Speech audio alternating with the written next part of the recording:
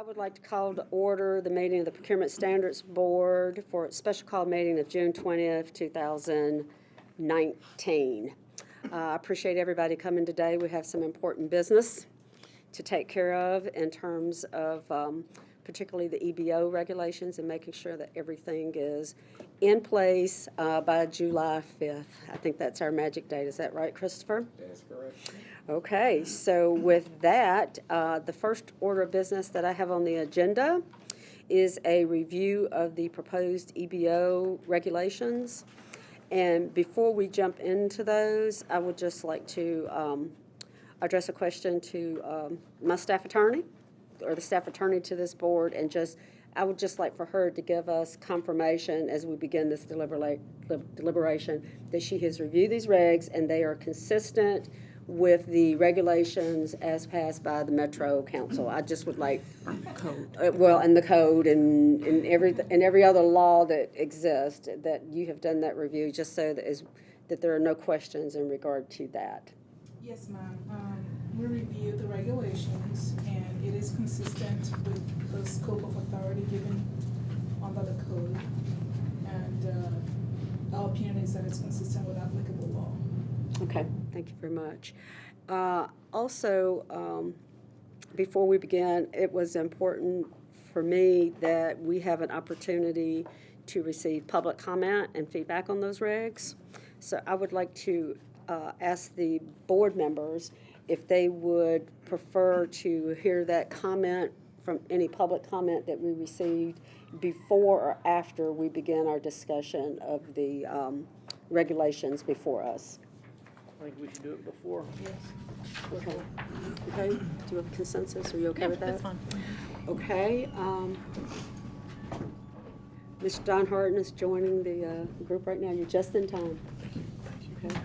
So with that, I would like to send this question then to the purchasing agent, Ms. Hernandez-Lang. Can you share with us the process that you have used for public comment, and share with us who will be reviewing that public comment with the board members today? So the, as requested at the previous board meeting, there was a portal created on the Nashville.gov webpage to solicit public comment. That public comment session included a specific link for, the public to send direct, feedback to the regs themselves. So there was a link to the regulations and specific opportunity for them to have their response just between them and the BAO, so it would go directly to the BAO mailbox.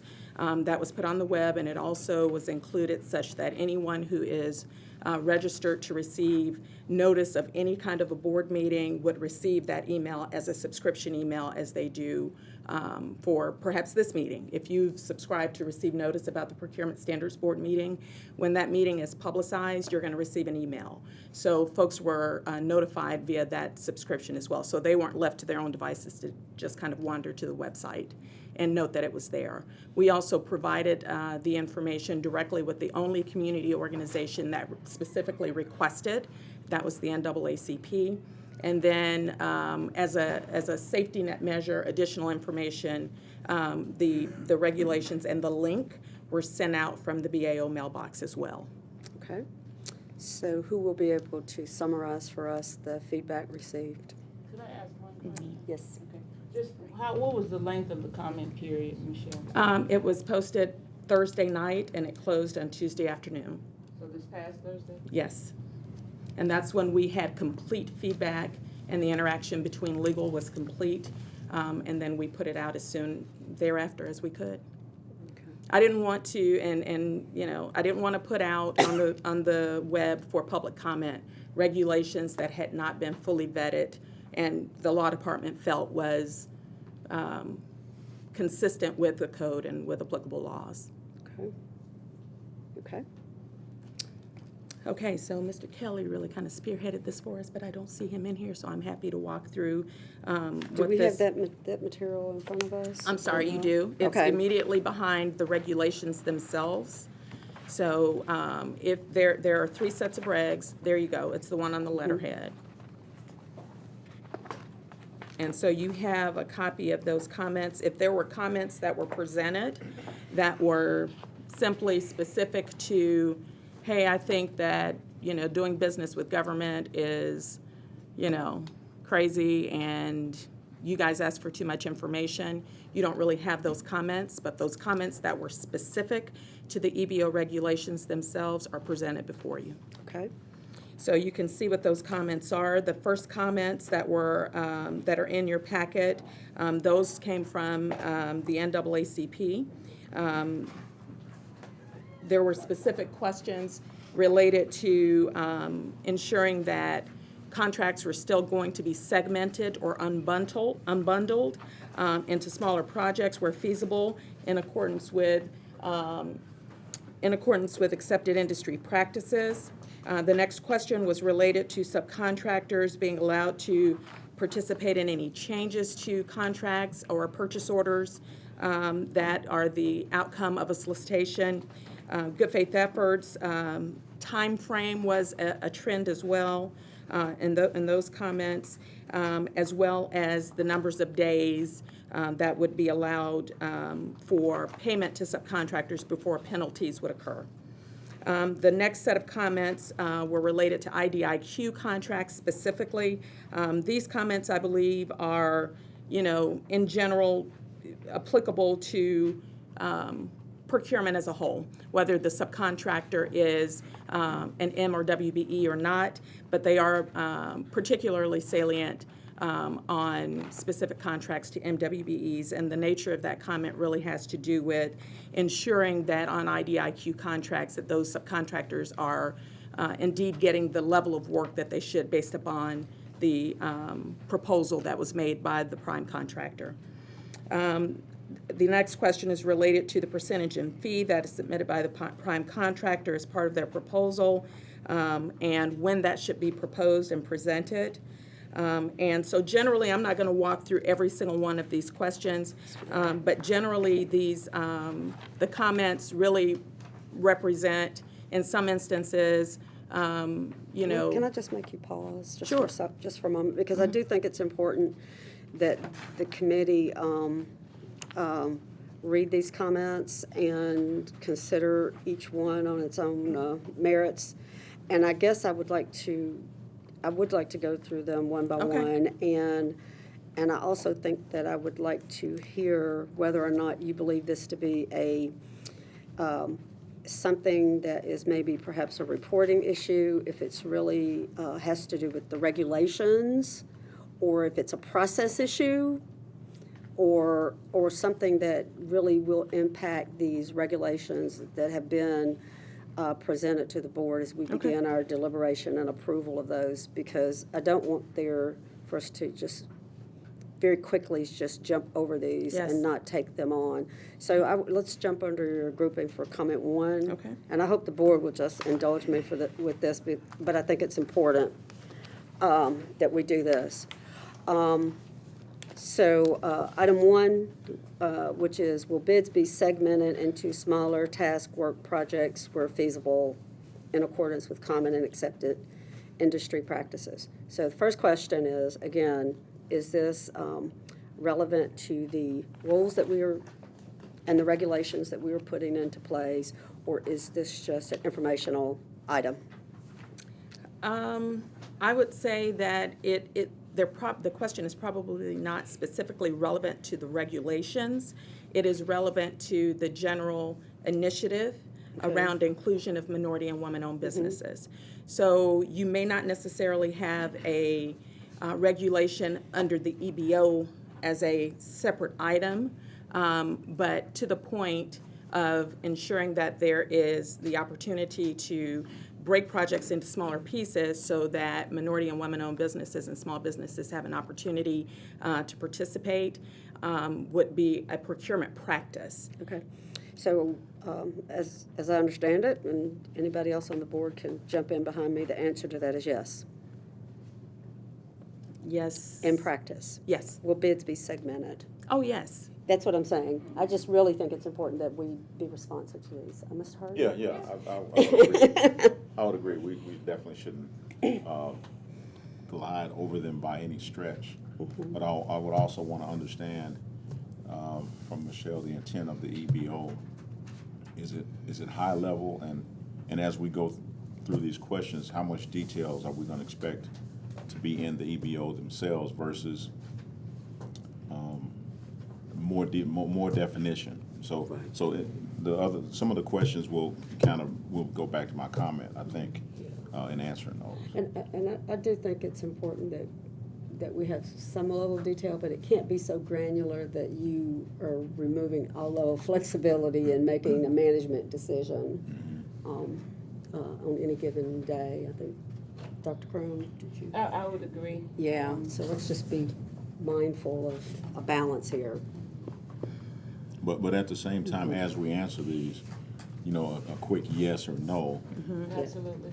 how will they be addressed? If you tell us, the EBO addresses this on a higher level, but, requiring certain amount of days for bidders to reach out to their sub bidders, where should we find that? Where should we address that? I think is my Oh, question. good. Okay, that's okay. Is there any additional discussion on item 1, on comment 1, under this? Well, number 1 under comment 1. Okay. Number 2, will MWEB subcontractors be allowed to participate in any upgrade, change order, or contract extension associated with the original subcontract agreement? Yes. Okay. Participation on projects would be based upon the total contract value. Okay. Everybody good with that? Again, knowing how these things happen, it's easy to say yes, but it's hard to pin your office down to some kind of across-the-board answer. So, as an example, if it's a certain, I always use a roofing example. If it's a big roofing project, and somebody's providing shingles, and they needed to expand that amount of shingles, and that's all they're doing. Whoever that vendor is that's providing the shingle, obviously, it's an increase to them. But how do you equitably include others who may not be providing that across the board? So it's easier said than done. So in a situation like that, I think that it still should be vetted on a case-by-case situation. It would be, the specific question here was associated with the original subcontract agreement. That's why the answer is yes to me. If it's not associated with the original subcontract agreement, then I think we'd have to be asking that prime contractor to reach out to include additional firms based upon, whatever that additional work is. But if it's associated with the original subcontract agreement, the answer to me is yes, because the expectation is that they're going to achieve a percentage participation based upon the value of the contract itself. So if it is specific to that work, let's just say it's an IDIQ contract for stormwater, that is a general scope. You've got people that are associated on that contract as subcontractors to perform certain work. So we would expect that as that work grows, that the subcontractors associated with the growth would also see an increase in the work that they're doing. Agreed. Okay. Will good faith efforts of prime contractors include requiring them to notify MWBE subcontractors, I'm going to abbreviate here, about opportunities at least 10 days prior to bid closing? Not always. Okay.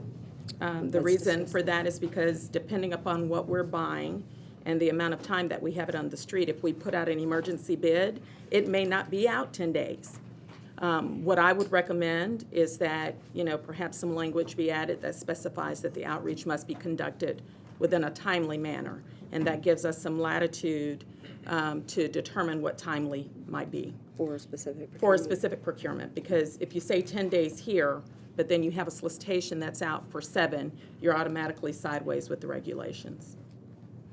I mean, we talked a bit about that. I think there needs to be something in general, in my opinion, that a bidder is sharing evidence that he actually reached out to everybody at the same time.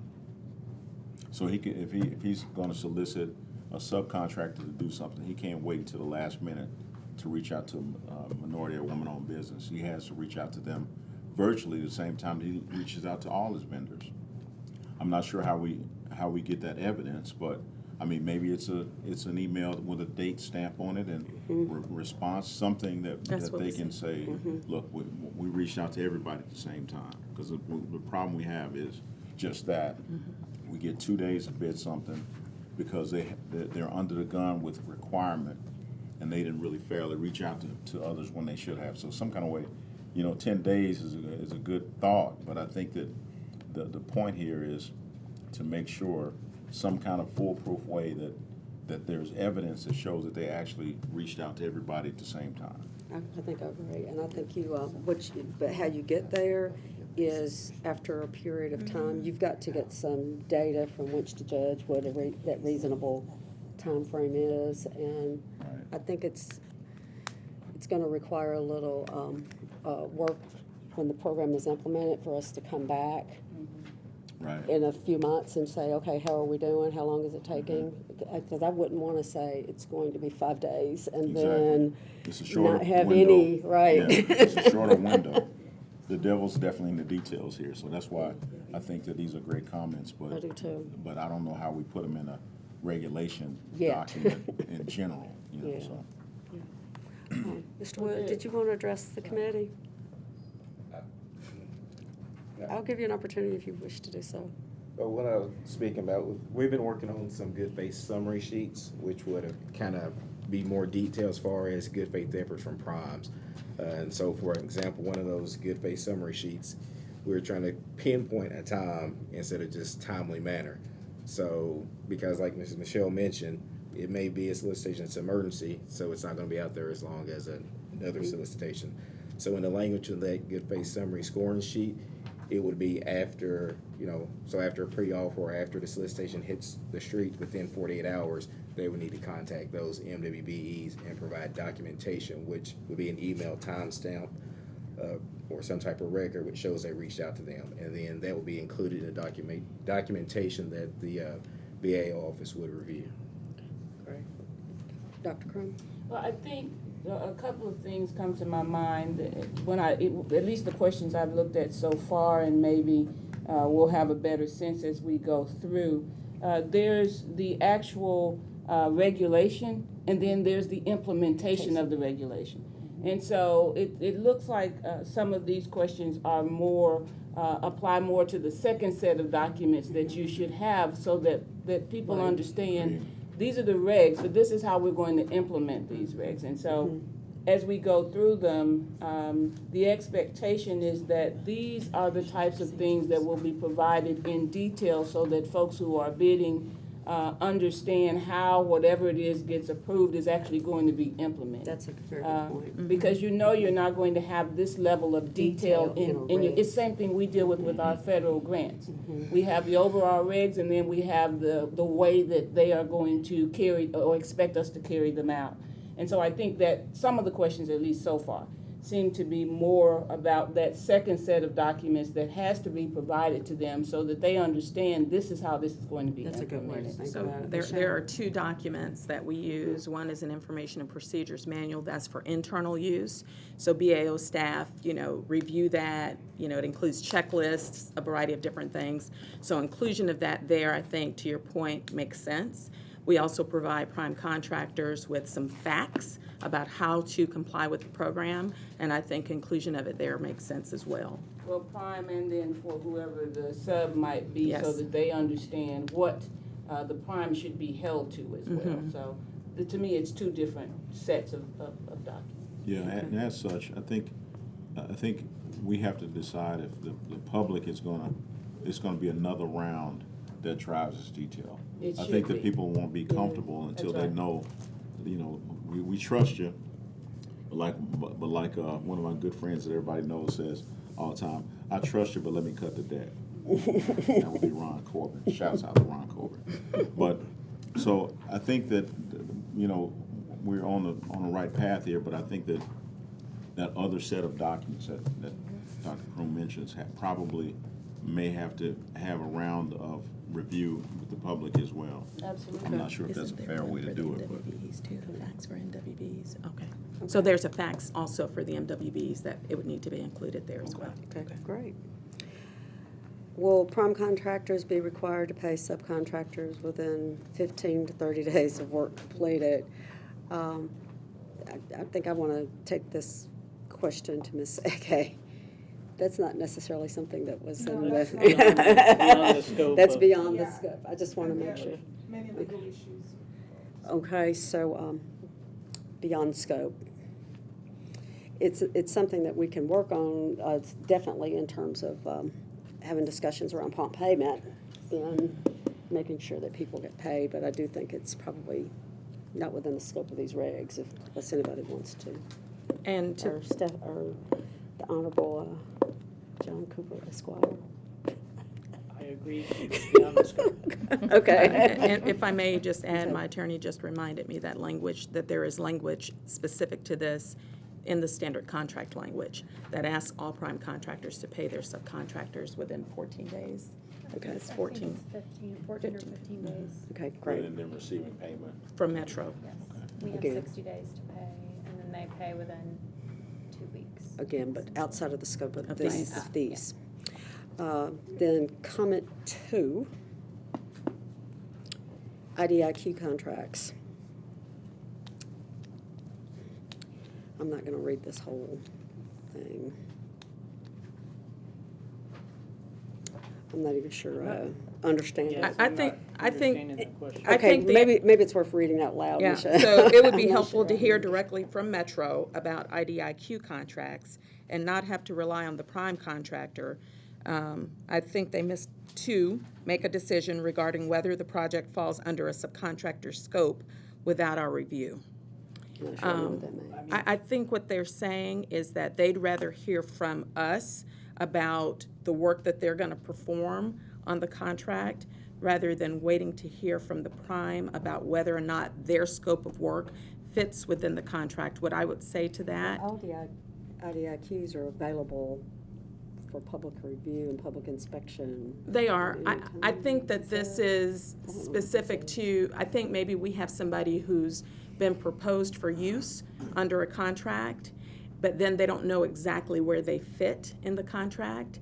And I think that it's important for us to think about the use of the letter of intent, because the letter of intent that was used under the Procurement Non-Discrimination Program and also based on the code would be used under the EBO as well, specifies the dollar value and the work to be performed, and all of the MWBEs who are going to participate on a project sign that along with the prime. So I think that will give us some sense of where they would be used. The other thing that I would say is that there's an MWBE utilization document that is included as well as part of the EBO that details who the sub is, what category of work they're going to perform, how much that work is valued to be, et cetera, that I think also will detail, what kind of work they should be performing in the project. Maybe there's some room for us to, engage with the subs and primes as it relates to their relationships to ensure that they have a better understanding of exactly what, Why don't we how they just- should be communicating, Why don't we but. just follow up on that offline and try to figure out what it means and what the action item might be, but I don't think there's anything for us to do with that. Well, it feels like, I'm not sure. it feels like, I know that part of your program was to add staff, right, for monitor. This feels like a monitoring opportunity. It's like that, the folks who monitor these contracts, they will have privy to understanding what subs are doing what and for what. Because what happens on those long-term IDIQ contracts, the subs may be forgotten on doing certain things. Managers who started it over 5 or 6 years may be different, and they may not know that you need to use Joe Blow on this contract for this and call somebody else, and they get left out. So some kind of way, I think if we had a bucket that says, this goes into monitoring, Yeah. so we won't We could lose do track that. of that. Based upon the budget that was passed, the EBO will, or the BAO, will have a total of 6 contract compliance personnel Yeah. Okay. Compliance and monitoring.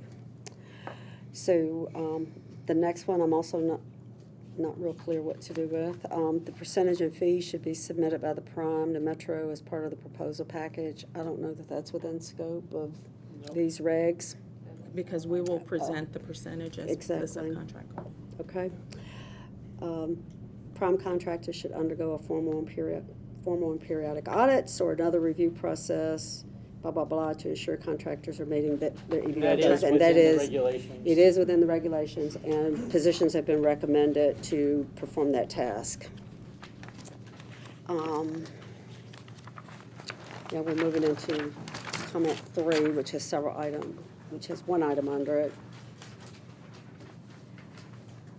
In reviewing the regulations, I do not see where departments that fail to honestly engage in this program to contract with these vendors will suffer any consequences for their failure to do so.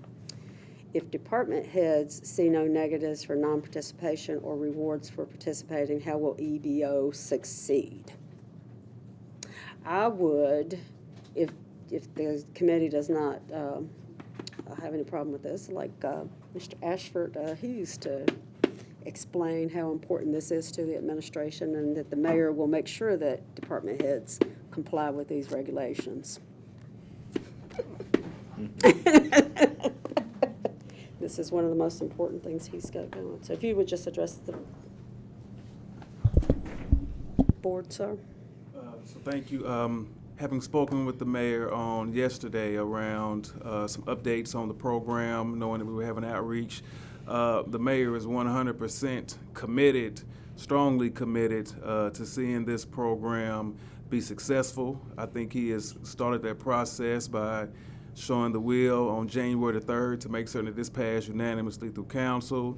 He's also shown that second phase of actually within this Metro budget, placing money to support the program and support the procurement department in its efforts, as well as we're in the process now of formalizing communication as we go live on the program that will go directly to the departments within Metro, working with our HR department to express his desire to see this program be successful, and that we're going to do everything to make certain that we support the departments in being successful in this program moving forward. So you have the 100% backing that the mayor, as well as he's in charge me to work with Mrs. Lane, her department, to make certain that we are achieving success with this program. Okay.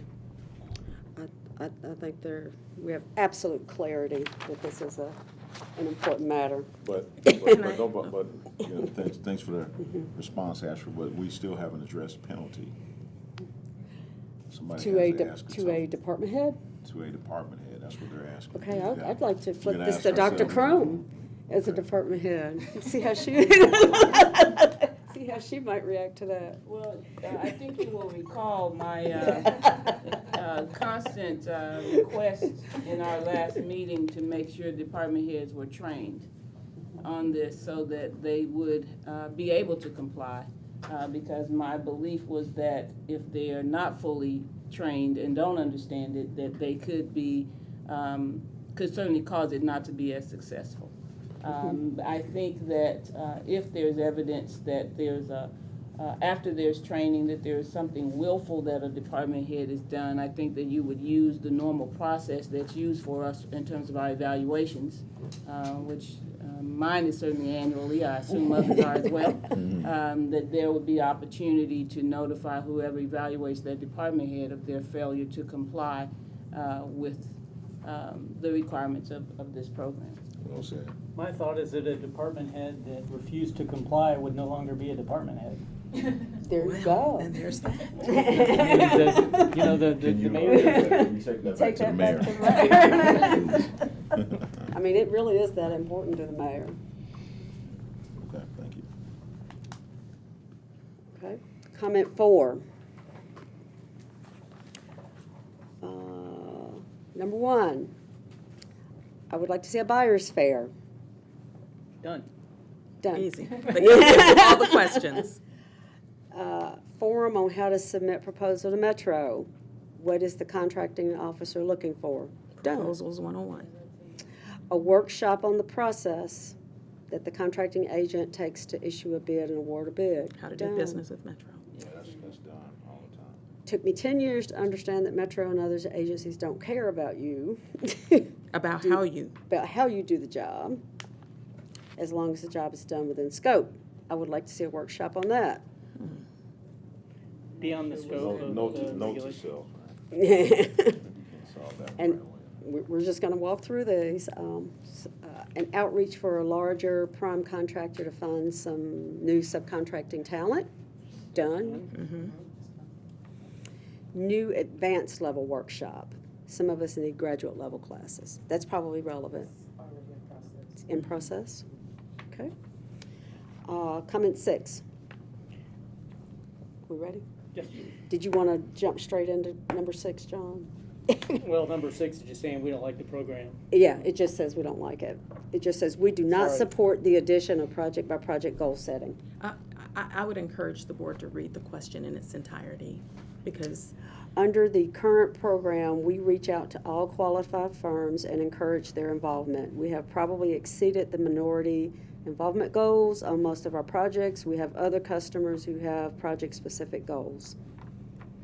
Our proposals generally exceed the goals, but have lost work because we are unable to find enough qualified MBEs and WBEs to meet the project goals. Project-specific goals increase the cost to the owner and do not add value to the project. That's why we have a good faith effort That is a, provision, so. and that's why the goals are based upon relevant marketplace Yeah. availability. Yeah, that's mixed with maybe somebody's reality and somebody's Fantasy. perception yeah. that like it increased the cost to the owner when you try to include minority business.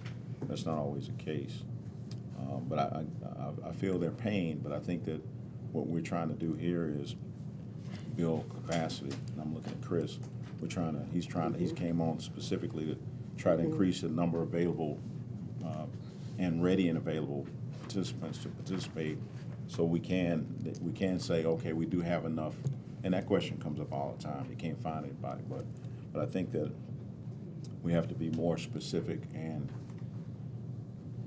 qualified, clearly qualified, and get people across that finish line to be qualified, so your department heads can't have people to work with.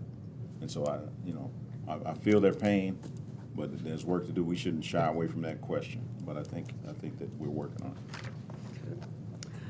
Comment 7, item 1, I'm gonna read just for the listening audience, sentence 1 and then the last sentence.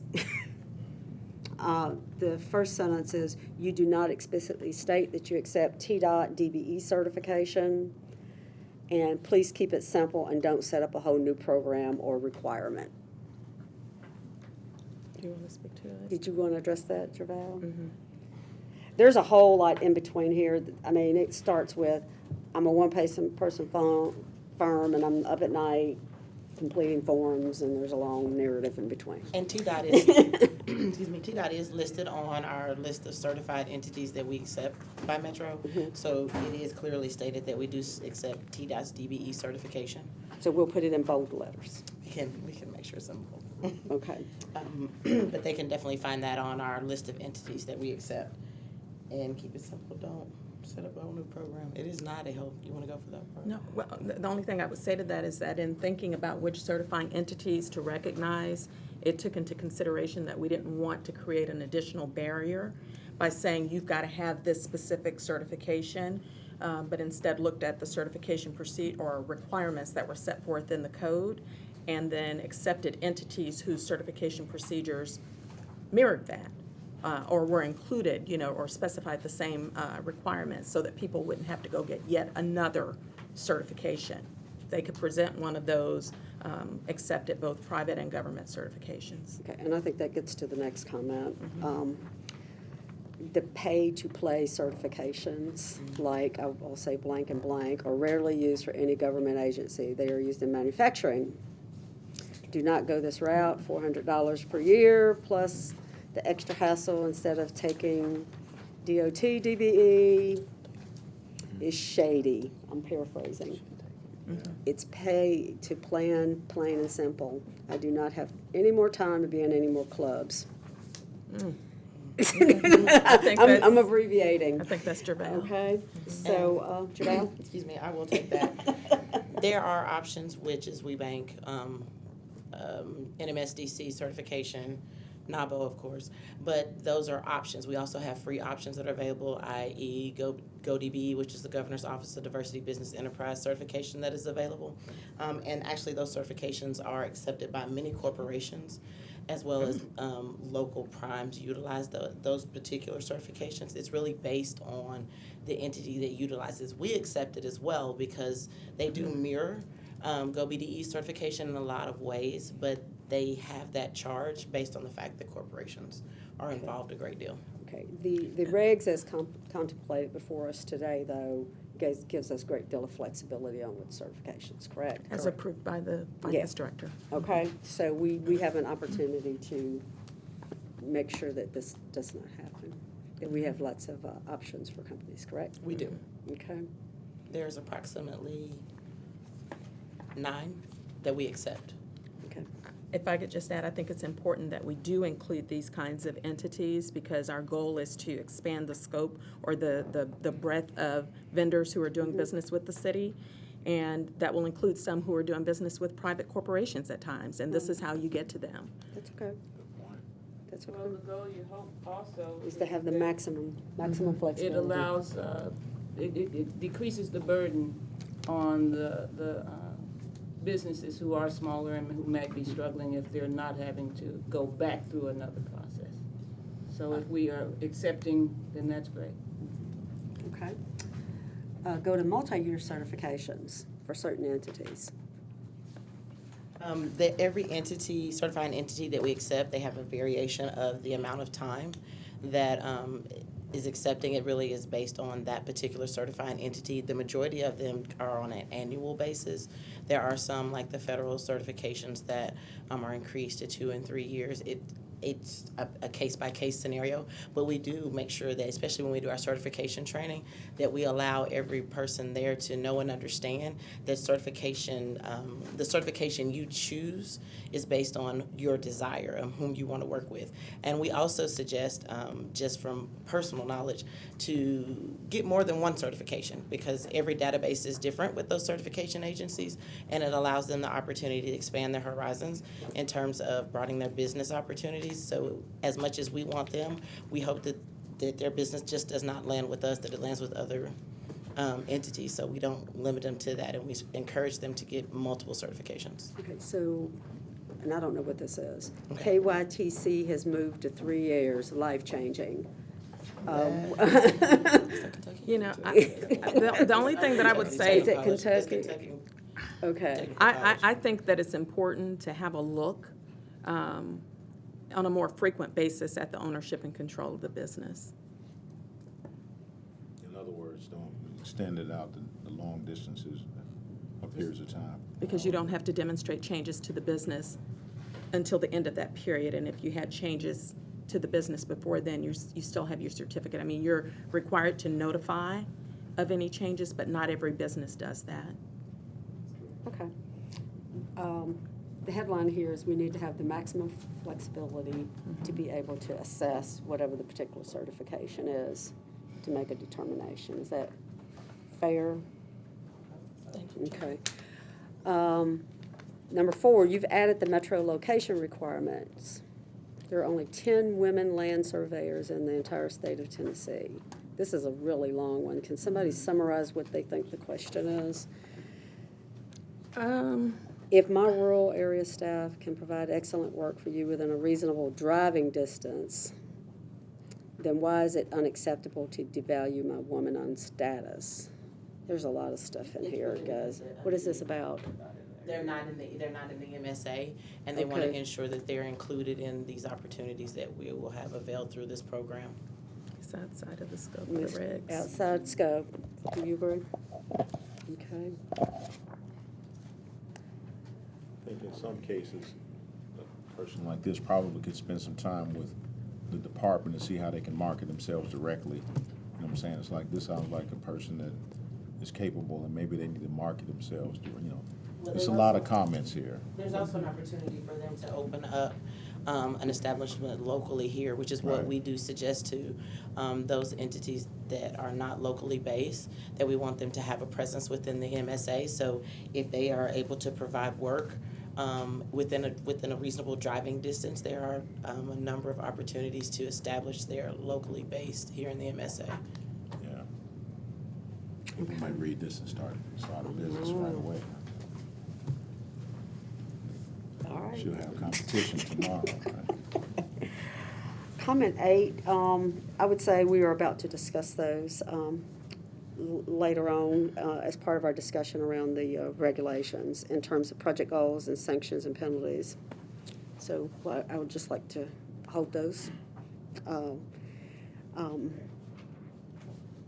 then comment 9,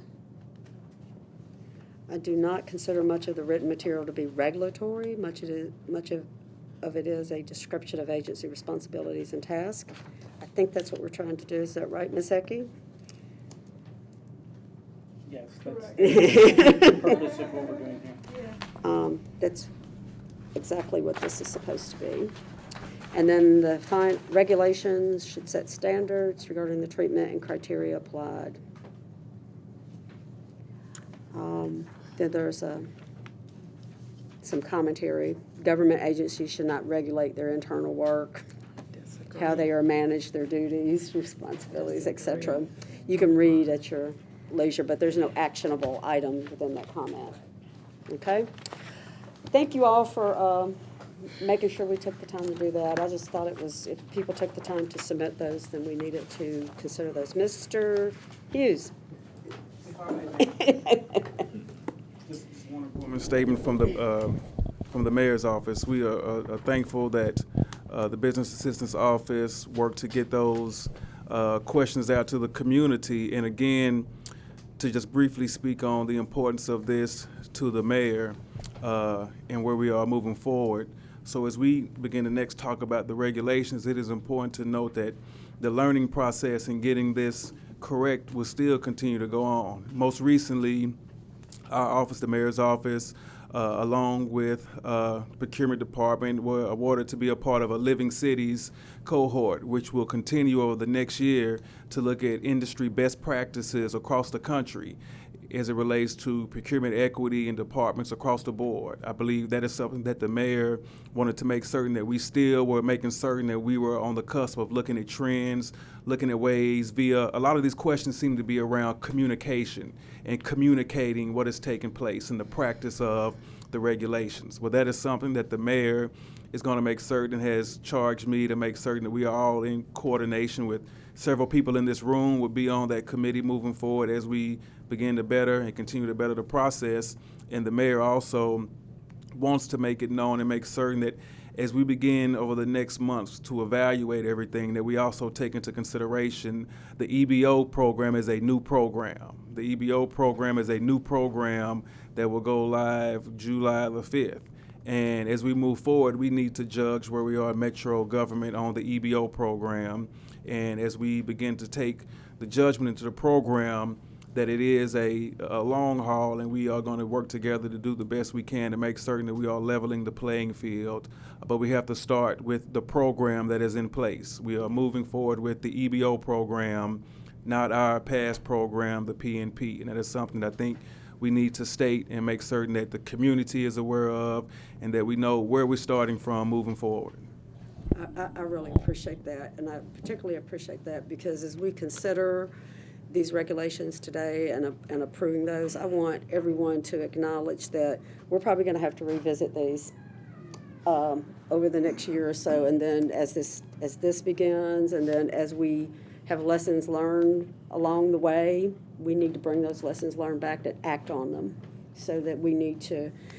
This is not a one and done after we finish this, that we think that we walk away and we have finished the work. It is a long haul. Any other comments? I was wondering when we're going to, we kind of there have been two questions at least that I've seen about sanctions and penalties, how we. We are going to get into those. We are, now that we have received the feedback, Yes. I want us to actually move into the regulations that were put together, and again, vetted by legal. And I do think the penalty and sanction piece is one of the questions that came out in the public comment.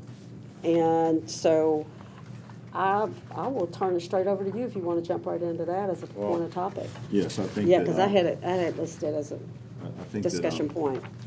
You know, Ashford makes a good point to remind us that it's kind of a new program. You think about it, it's a new program. So do we change the font on all the other parts of it to make it new?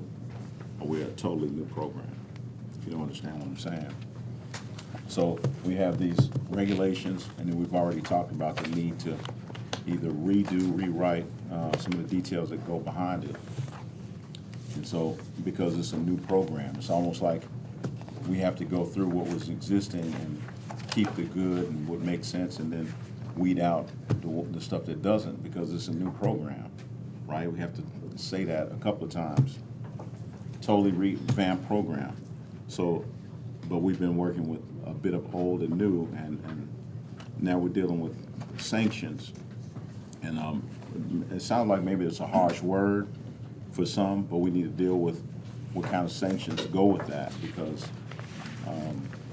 if people can kind of tomorrow, next year, do business as usual, then we will have not done our job. So whether we want to kind of point to the code or not really talk about how we deal with the sanctions, or if we want to call it a different word, accountability. But so it's a new thing. But I think that people understand all day long about, you know, the details of how to make the program work. But when it's not followed and we don't really have a serious sanctions or accountability, then I don't feel like we've done much. So I think that we need to really deal with, and I'm looking toward our legal team to see what I know they're going to slap our hand and say, you can't do this, you can't do that. Well, I mean, the regulations do speak to penalties. Mhm. And the BAO, who is on the front lines and is actually doing the day-to-day contract monitoring and compliance work, can make recommendations to the purchasing agent for the appropriate penalties under a given situation. You know, I think it depends on what the issue is. So, I mean, they are going to be closest to the problem and can then make recommendation to the purchasing agent for what the appropriate penalty should be. Okay, let's review that. Let's Yeah. review that then from Go to your page 2. perspective. Go to page 2, because that's the one that I highlighted. Item L. It speaks to investigations Right. and giving them the power to investigate and to seek remedies and sanctions. And I highlighted that as well because I wanted to make sure I understood what came along with that provision. Well, that is one of the duties and responsibilities of the BAO under the regs. That to- they can to do that. Okay, this sounds, again, sounds general, and maybe we understand this document to be general, but if one were to understand, okay, if I don't comply, then, you know, what happens after that?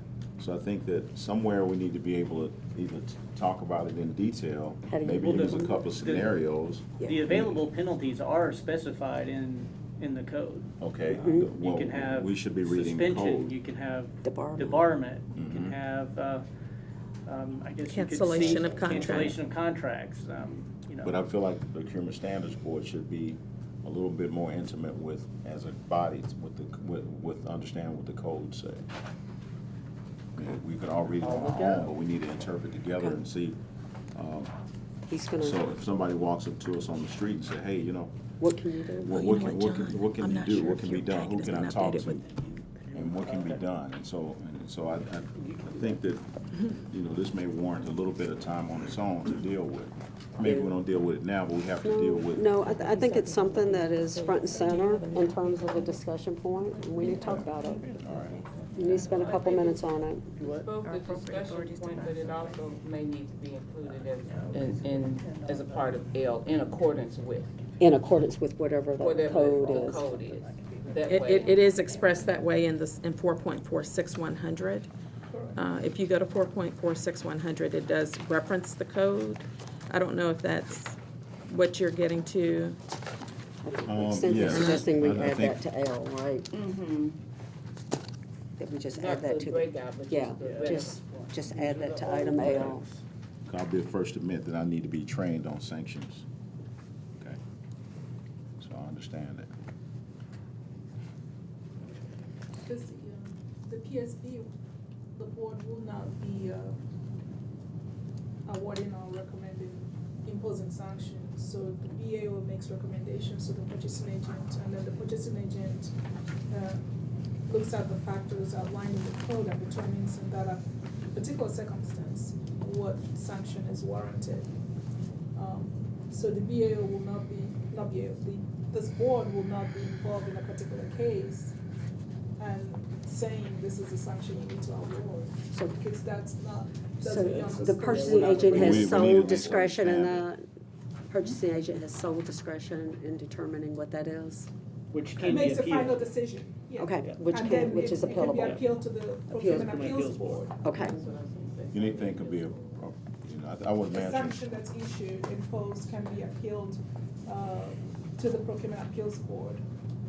I think you pointed that out, right, we pointed that out in the regs, but I think that there's not enough emphasis on what happens, and so we, Because the Because code the- kind of I gotcha. outlines it, so we try so that there's consistency and no ambiguities. You're referred back to the code, which kind of outlines the process and the Okay. appeals process. If someone disagrees with a sanction that's imposed on them, the way they go about appealing it. okay, before you even get to appealing it, can you maybe give us an idea of what a sanction looks like if I'm an engineering firm and I don't use woman-owned or minority-owned business as I promised I would, then, what happens? yeah.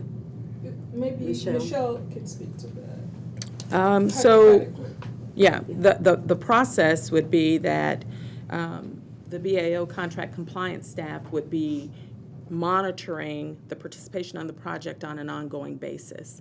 Once it's determined after repeated attempts to receive the documents or the information necessary to confirm utilization, it's determined that they're not in compliance, then the BAO would make a recommendation to the purchasing agent. So it would be based upon, that failure to, provide the information or whatever the issue is. Now, what I have seen in the past is that there was a specific request to, kind of bring that vendor in and to have a discussion with them about their failure to comply, did that, and then they still failed to comply.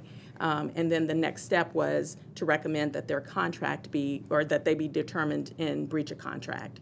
So that is the example that I have specifically seen. In my mind, you would begin, based upon the way that the code reads, by looking at the frequency that such, occurrences, situations have occurred, the severity of the specific situation, and then determining whether or not cancellation of contract, which is the minimum penalty, in my mind, is appropriate.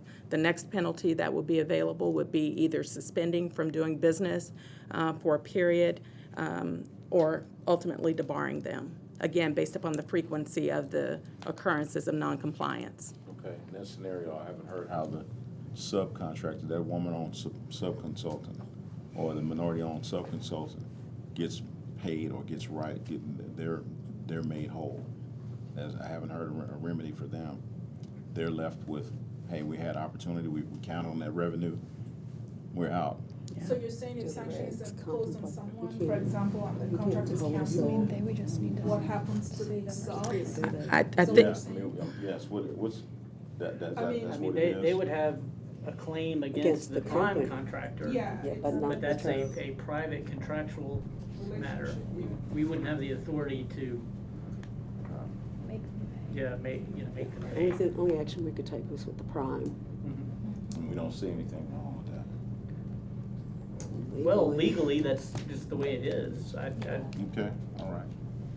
I'm just saying we don't see anything wrong with that. No, we didn't say we didn't see anything Okay, wrong. all right, We're just saying all right. Because it's the prime is the entity. that Metro has a Has a contract with. contract with.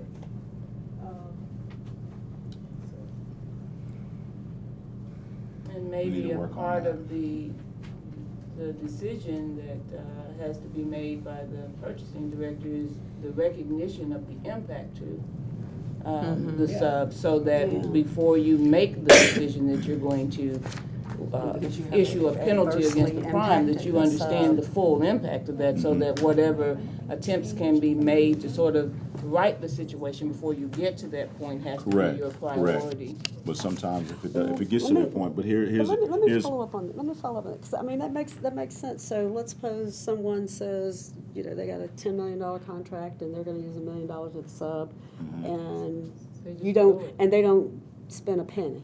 mhm, And then they send us a bill for $10 million, not $9 million, but $10 million. exactly, that happens. We will have paid them the $10 million and the sub will have gotten no benefit from that at all. That's exactly where. What's the remedy? The remedy should be that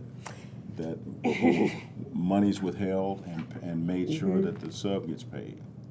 That would feel right to me. But if If- they've not delivered work, I If don't know if they money, could get paid. so Yeah. if money was paid to the prime and they refused to pay the sub for work that the sub did, That's a different. No, that's no. a different matter.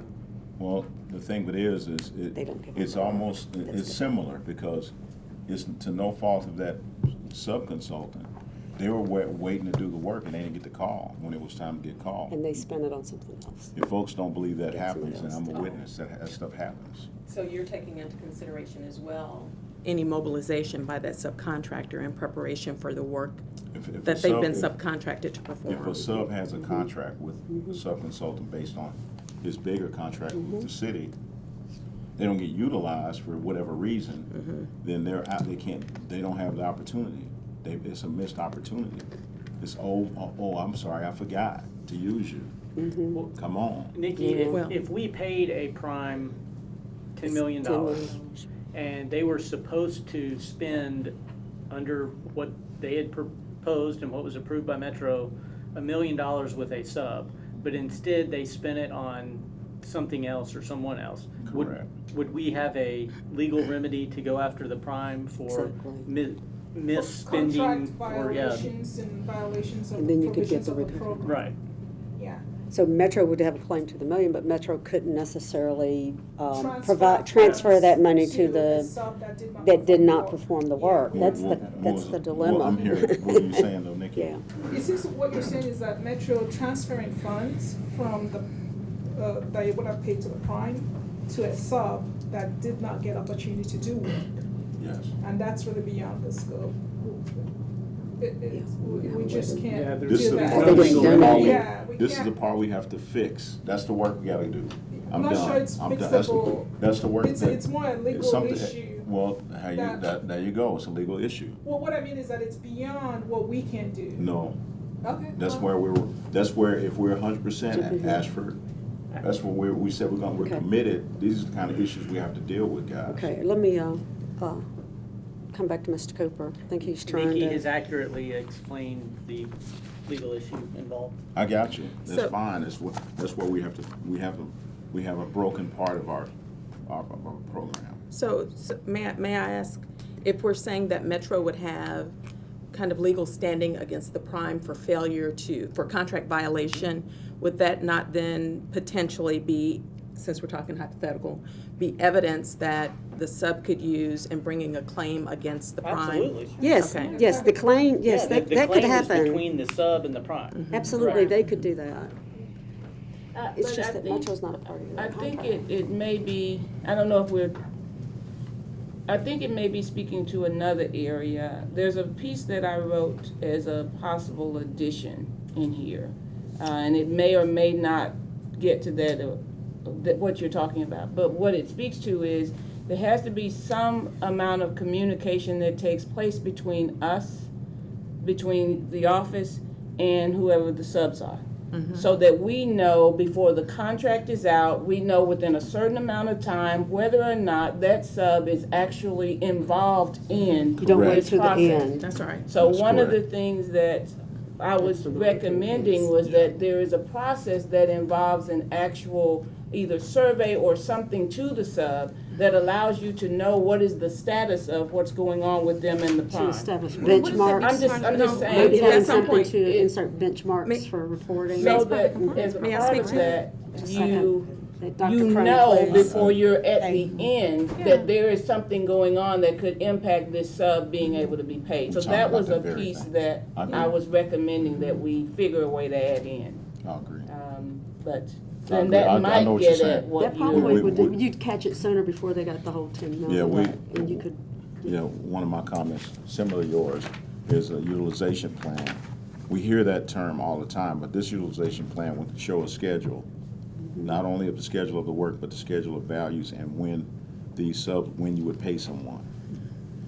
To speaking, I mean, it would get into details that probably Chris would have in what he does, but it definitely, and so, yeah, what I pointed out was the worst-case scenario.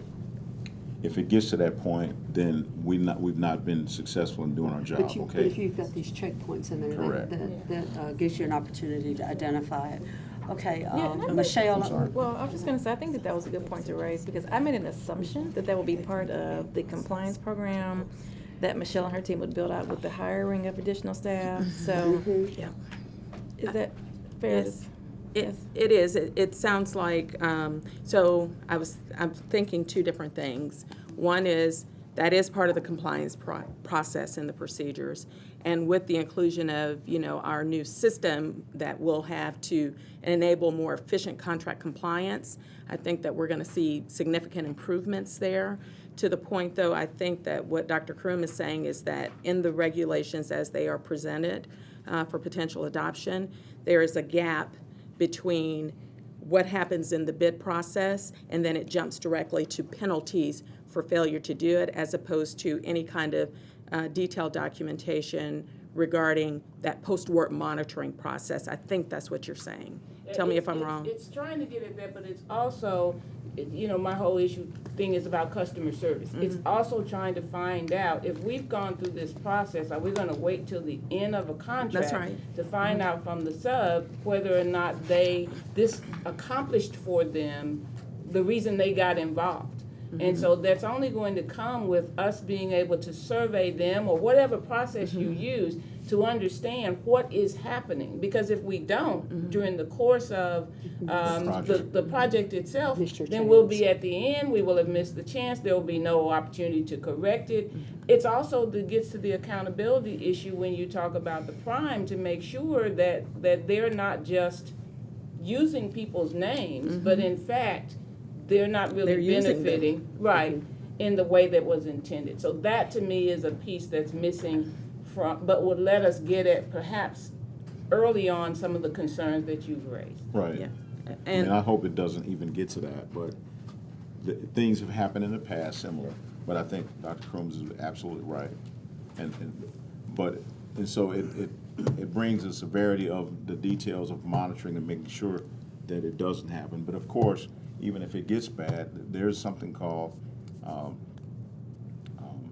negotiation or what's the term? Before you get to litigation? You can Mediation. mediate. Yeah. So all of that can happen too, but still, we need to be in the habit of not letting it go that far. But at the same time, when these IDIQ contracts go over long periods of time, this is when they can easily occur. You promise to use this company over certain projects, and they don't get used. This is the kind of stuff that happens.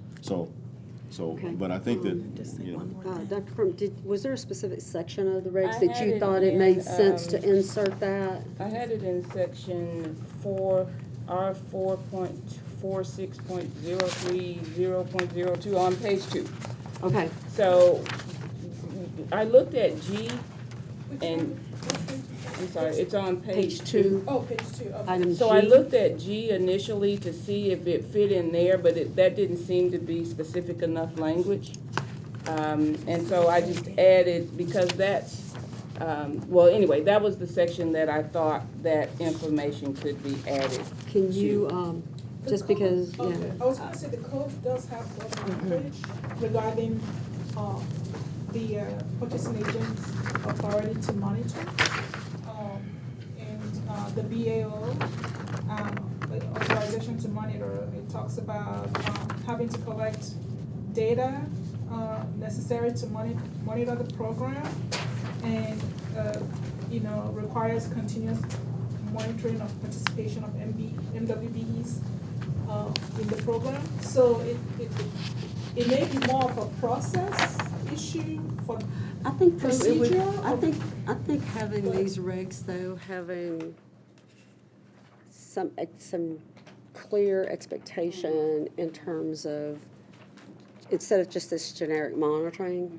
Let me give you an example. It's of stronger. what We I need something wrote, stronger which than is that not in here. What you're going to. Yeah, Right. we're gonna adopt these regs and we want it right. Yeah. So let's You're do not this. gonna wanna use this at all, but hopefully it'll help you get at kind of what I was thinking, and I just listed to establish a formal mechanism, at least annually, to obtain feedback from MWBE participants and registrants on the process, the effectiveness. So you could just determine whatever it is, but that to me is more specific in terms of getting at what we're trying to do than just the general, because I marked G and said, well, maybe it could be in there, but I think we need language that's a bit more detailed than I do what's too, and I'd showing like in for G. us to kind of agree on what that is. This Even is here. not what I'm saying Yeah. it is at all, but I'm just saying Okay, it. can you just read that as a proposal before the board, please? I mean, because, I can and ask that it is cleaned up, cleared up, and fixed. okay. Well, you have to vote on the final language, so. Today, yeah, so that's why it's very clear, we have to be very clear here about The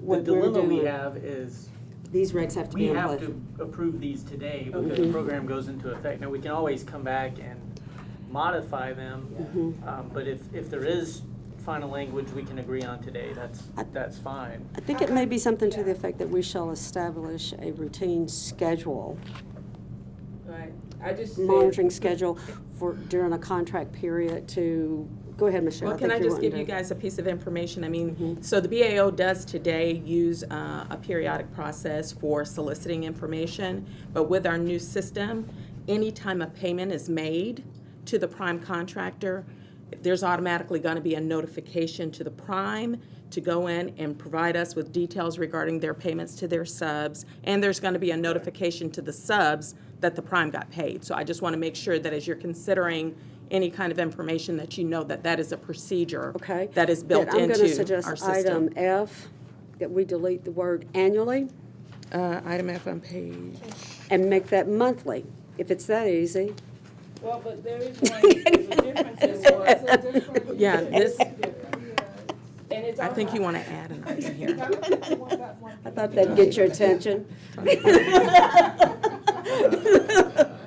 So, based on what you said, what would be available on a monthly basis?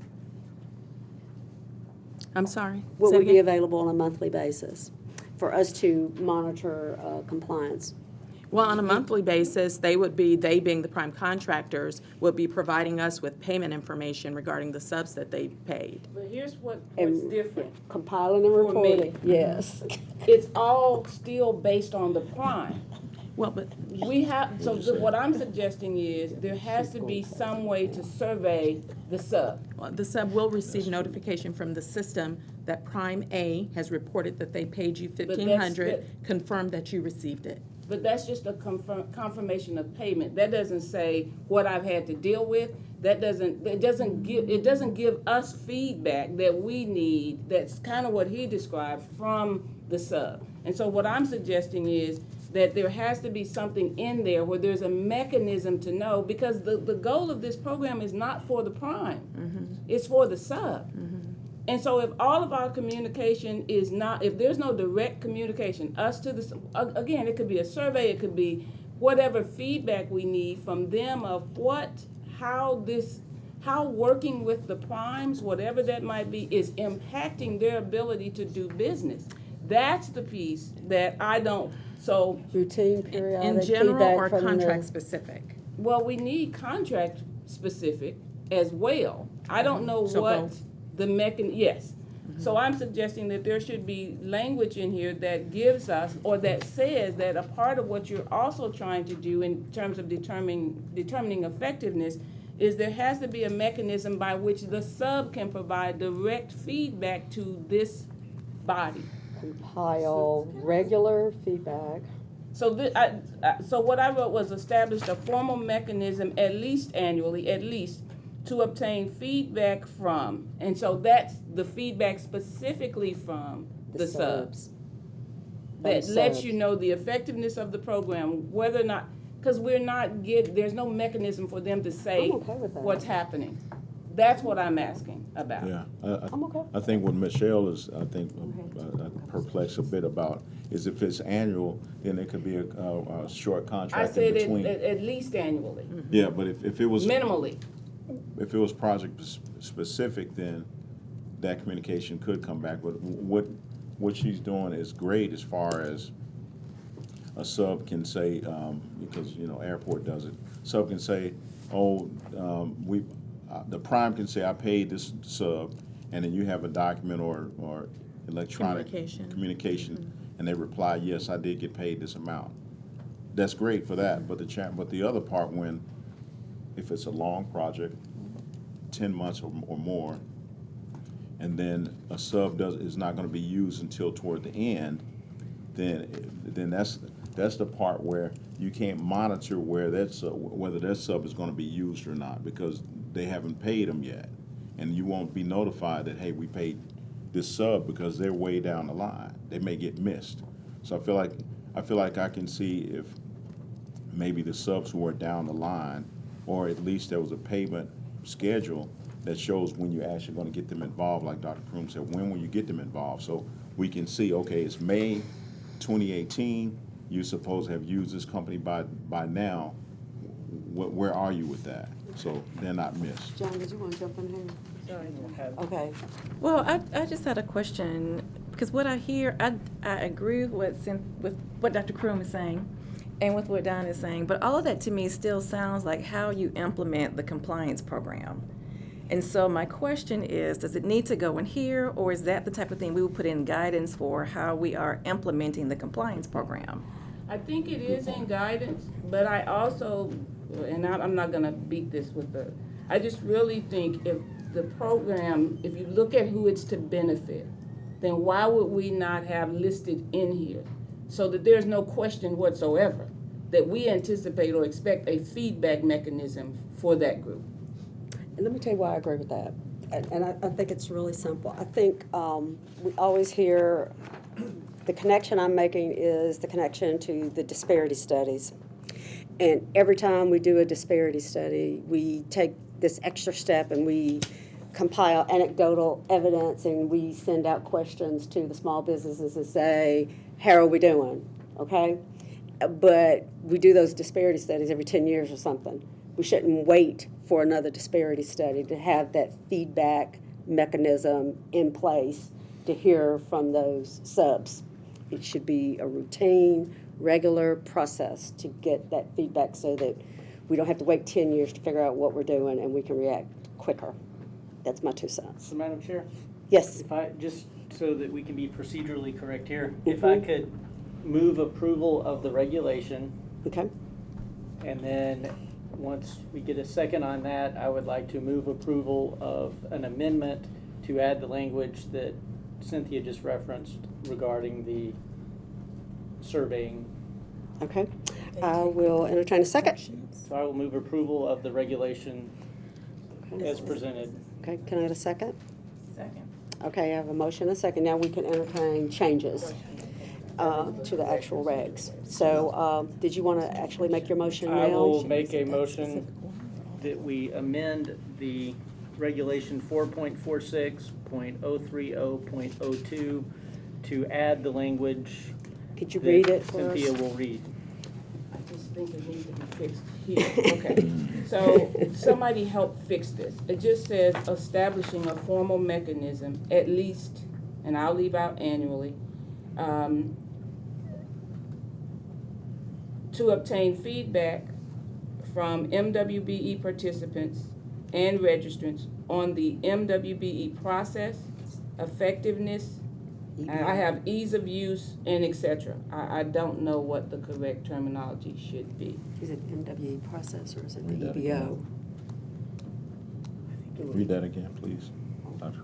Establishing a formal mechanism or utilizing a formal mechanism, let's go with utilizing a formal mechanism, at least annually, to obtain feedback from MWBE participants.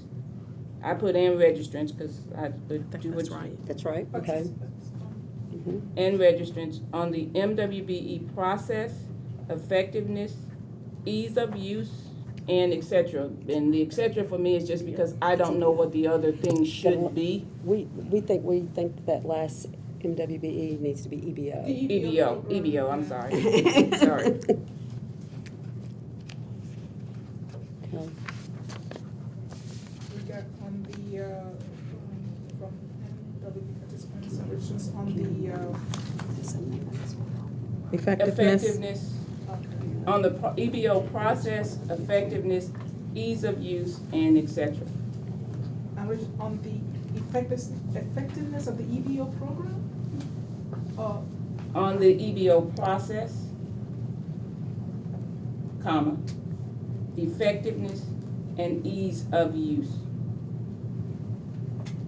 And et cetera, because again, I don't know what other pieces should be there. That to me then gets to what you were saying. It's up to Michelle then to design whatever that mechanism is. What the survey questions are, however it is you're gonna do it, but just that is Yeah, there. well, I got a question about That's mine. the details. I would say ease of use and other components should be determined by Yeah. the purchasing agent. That's fine with me. Oh, okay. I just Okay. wanna get Okay. That's their good. feedback. Okay, so we think we've got it. Nikki, do you want to read it, the final back, or who has the final? Is that you, Nikki, or is that Macy? Just so that we know exactly what we're voting on here. I just want to restate it. Is there a period for questions? I think I have it. Okay. I think it's utilizing But that's just this one, we got more. a formal mechanism to obtain feedback from MWBE participants and, what is it, registrants? I just abbreviated. Yeah. On the EBO process, effectiveness, and ease of use, And other components and other components. of the EBO program to be determined by the purchasing Okay, agent. you've got it. Okay, so I have a motion and a second on that language. All in favor of that addition? Aye. Aye. Aye. Any opposed? Okay, vote is unanimous. Now we're back to the regs, and we aren't done yet. We're looking, I asked John to Yes, I would consider one more motion. Offer one more amendment. I move that we amend subsection L of R 4.46.030.02 to add the reference to the In accordance with code code. section so that it would read at the end, when necessary, in accordance with section 4.46.080. 100. of the Metropolitan Code. Okay, can I have a second on that? Second. Okay, I have a motion and a second. All in favor of that motion? Aye. Okay, motion passes. I Okay, have one other question. okay.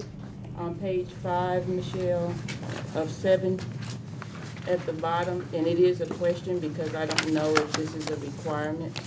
If you look at the very last paragraph, where it's talking about the goal-setting committee, the only question I have, you have on there, the department or designee, the BAO director, and the purchasing agent. I'm wondering, under where it says purchasing agent, is there something that precludes us from adding or their designee in the event that for some reason you can't, or the purchasing agent needs to, I don't know. But that's my only question.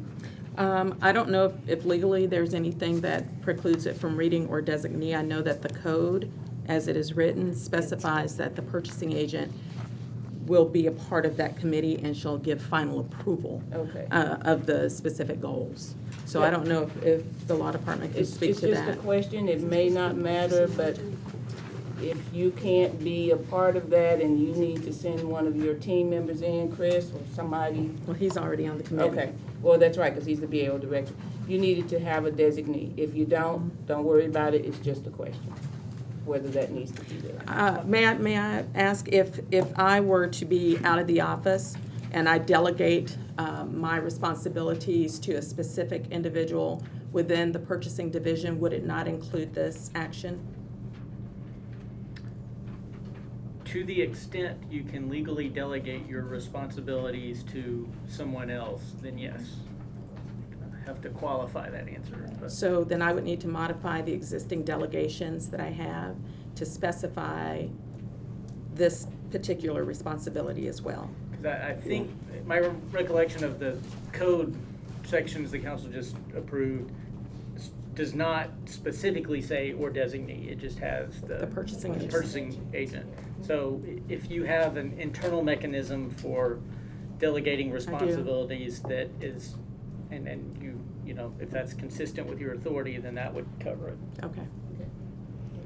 Okay. Was there a motion associated with that? It was just Okay. a question, Just a really, question. Oops. before a motion was Okay. made as to whether that was necessary. Okay, I'm on the same page, I think. Were you on page 5? Yes. This section 02, where it's talking about the contract forecasting. Mm-hmm. I don't understand why that says Chief Diversity Officer. Because it's in the code. That's mirrored from the code? It's in the Okay. code. Well, then we'll leave it the way it is. So the Chief Diversity Officer is really the entity that's responsible for doing the forecasting? I think it, And no, it was like, or is it the purchasing? I was getting confused because it's talking about Is that your the time? the forecasting plan. It's submitting to the Anticipated BAO expenditures. information, so that, in all essence, you could probably satisfy that by delivering the budget. That's Ashford. But who is that? That's Ashford. Ashford. You got a new role, bro. I just want to make sure. He's Did cool, you good with that. Were you paying attention? Were you paying attention? He would push out the communications to the department. CDO. I'll be good. I will take whatever responsibility. Some of the communication that we'd had was developing some of that specific communication in concert with Ashford to communicate to departments from the mayor's office as well. And it's designated, so that was interesting to me as well. This is only part of the budget process, right? Right. Not Mhm. really a regular department's established budget, but Yeah, it's What is the just Chief Diversity forecasting. Officer? I think like Michelle said, probably just submitting the budget is, I don't know. I got a question about Do the you budget. understand? It's weird. So we're finishing up this motion. Well, but we're taking any amendments that the committee Or wants to any enter. discussion. Yeah, or any discussion Okay. items. A couple of things I had noted, and part of it is really, some of the questions I have can dive down into another body of a document, but I'll ask them anyway. I think in the forecasting plan, Metro Government Annual Fiscal Year Budget, this is on page 5, the second to last paragraph. And then laugh at this budget. So I ask, is this budget tied to the mayor's budget, which I assume it is? Can we can we publish this budget more often? And you know, I actually got a prelude to that question, and probably not. But the thing of it is, The budget or the forecast? well, so You need to look at the I wording guess- on this. The wording on this one is tricky. I'm telling you, yeah. So I guess This forecast section. and budgeting for mayor's annual budget, it seems like it's tied together as far as the departments are gonna submit all the things they plan to do in a fiscal year. And so if a lot of subcontractors have privy to that, then they should be looking at it annually. But if they didn't look at it annually, if we were trying to help the cause, how would we get that information to them more often? In other words, and I think one thing could be done again, and maybe it's driving to the details later, is having sessions where you walk interested parties who want to do business with Metro, walk them down the budget and show them, where the opportunities are for them at some point in that fiscal year. So that may be a more detailed in the program. Maybe it's not appropriate for this reg situation, but that's kind of what I'm asking, John. Michelle? Okay, I'm sorry. Mr. Coors trying to find the restroom. He's getting lost. Is there a way to deal with? So, really, this factors in both to the operating budget and capital spending plans, because you're gonna have different buckets of money going for different projects. I mean, if it's an operating expense where you're buying something out of your operating budget, that's one thing. If it's Building a police precinct. Yeah, building a new building for your department, that's something different. So, I think the concept of forecasting is important. I don't know if there's a good way, or if it's even appropriate to try and tie that down. This one is particularly difficult in terms of implementation. I can tell you that and it's going to require a little tightening up as we move forward. It's more information. Yeah. It's more informational, and and it may flow into what Michelle's group already does. But it's informational, so.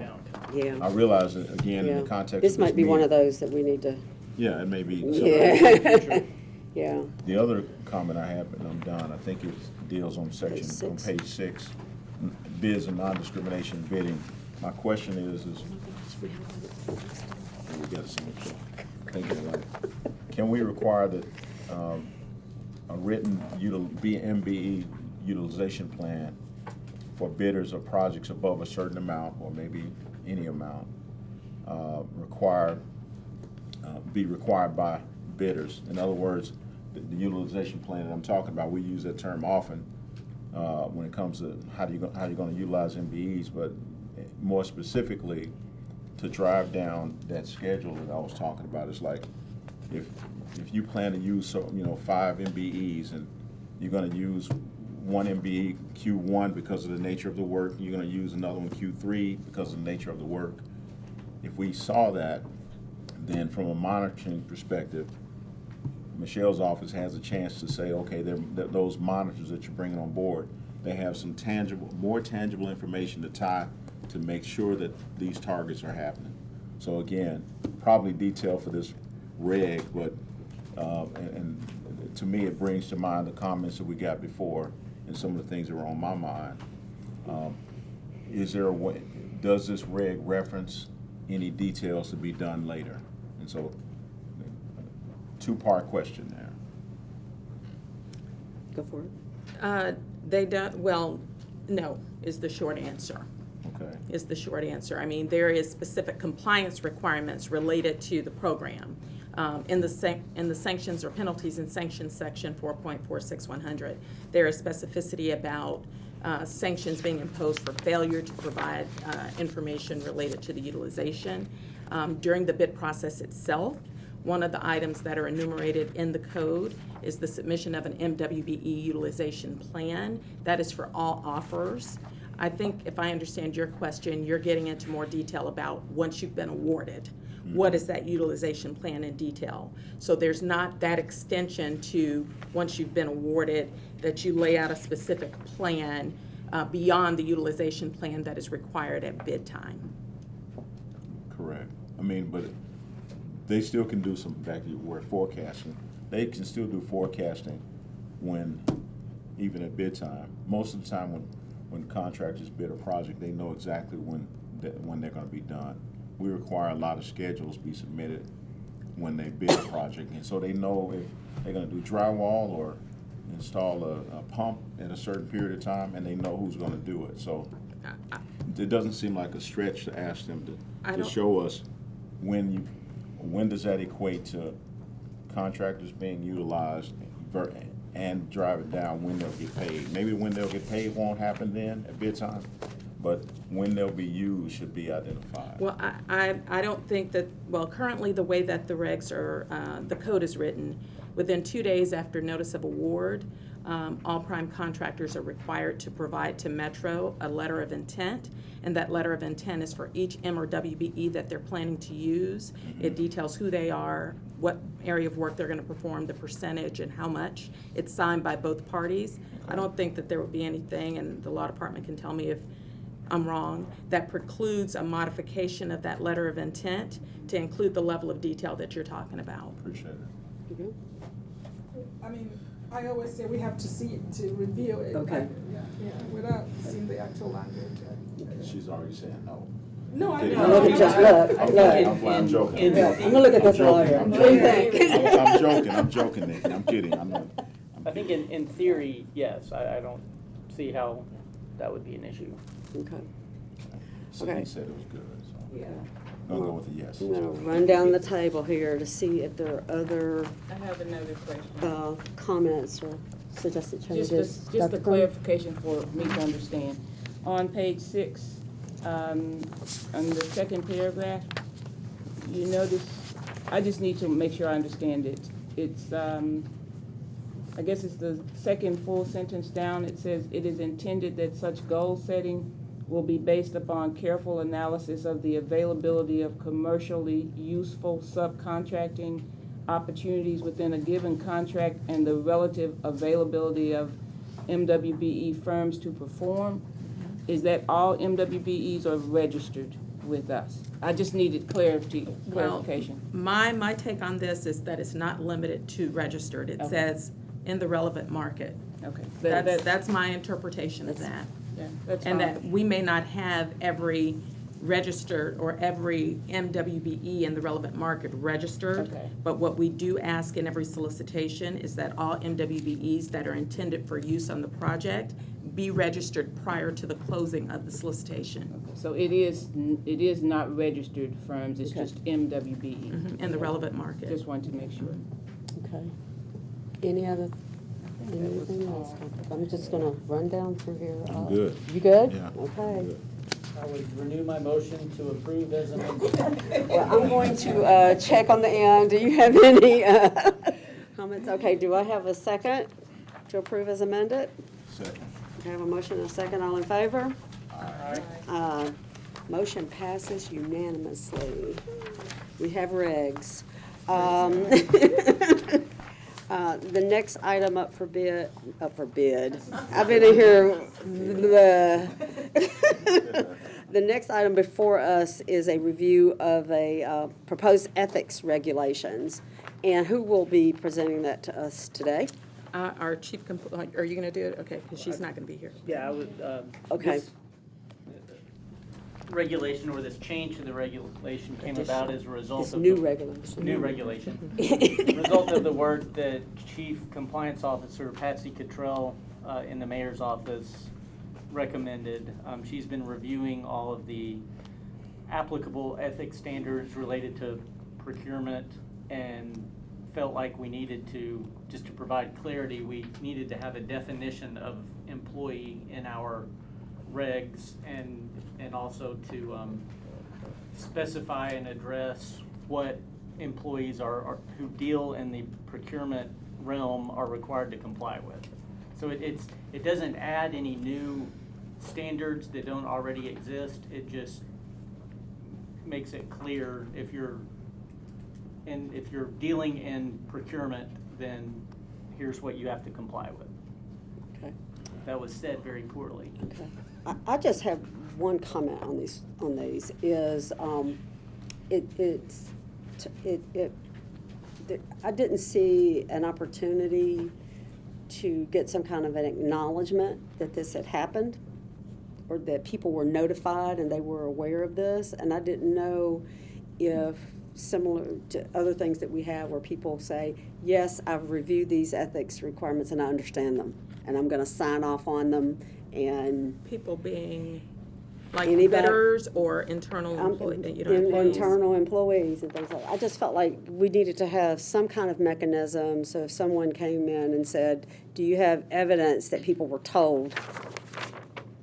that these are the requirements. Where does So- that happen? So, after this. the next item that is up for you all is the inclusion of modified delegated purchasing regulations. And to that point, what we have worked on is the creation of a delegated purchasing program that includes an ethics statement that Okay. would be signed for employees. That would be based on those who are engaging in delegated purchasing. Today, if you're involved in an evaluation committee meeting, you sign a form already. And the ethical standards, correct me if I'm wrong, is included as part of the affidavit for anyone who submits an offer, so that gets to the external. And the reason this jumped out at me is this notion of direct or indirect participation. And I just kept thinking to myself, how might someone who is indirectly involved know it? You may have an old version of this. It doesn't have direct or indirect. Okay, this is the version. Yeah, this is the one. So do we not have the right It one? doesn't say It may be an direct or old. indirect. Does I have yours say the- direct? What's in front of you all? Second section, I was looking at the first. Here, yeah, it's also in the book, direct or indirect. It says. Okay, that's defined in the Metropolitan Code. Okay, so again, if someone were to have indirect I was participation, about to say, don't tell me they got the wrong. how would they know? So the. I don't know. The version that was emailed does not appear to match. what R480. she's looking at. R48030, doesn't it have direct or indirect? What's in the book? What's in the book? Yeah, yours is different. Yeah, this is the one that was emailed. Yeah, I Yeah, think that's the. Okay, This is the one in you my emailed book is- me. The one in the book may be correct. And the one in the book has direct or indirect. Yeah. That's the old version. Which one's older? Okay, can we get do we know what version we are, the one in the book Yeah. says direct and indirect. And that is So the one not, that was emailed the to me is latest the one version. That I is not the brought. version we should be Okay, reviewing. yeah, I have, this is the one that's right. Okay, yeah. this is the one that I have. It says it here. Each employee.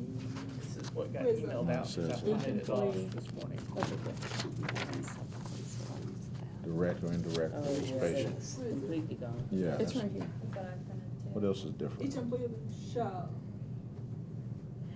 Okay. comply, because employees are defined, so this is the This whole final statement version. is different. Okay, can we maybe get copies of this, the correct version printed? And then we can go to the next item, and then we can come back to that and make sure we're all looking. Because that's the thing that got my attention as I was seeing the direct and indirect. And I was like, well, how are they gonna know? And I'd be Maybe aware get a of chance to this. line them up together and see which one, see Yeah. what's new. So let's then jump to the delegated authority, while copies are being made of that one. So that's correct. I hope it is too. Should I look at the one in the book? Yes. Okay. Okay. Go for it. Who's going to discuss this one? I will. Okay.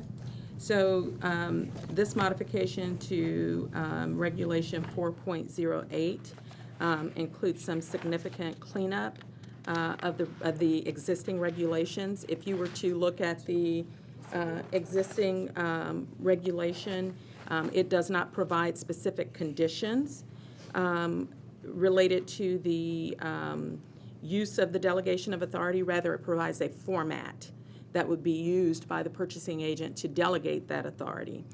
So what has been done here is a general cleanup of it to remove the specific format and to specify that the format to be used would be developed by the purchasing agent.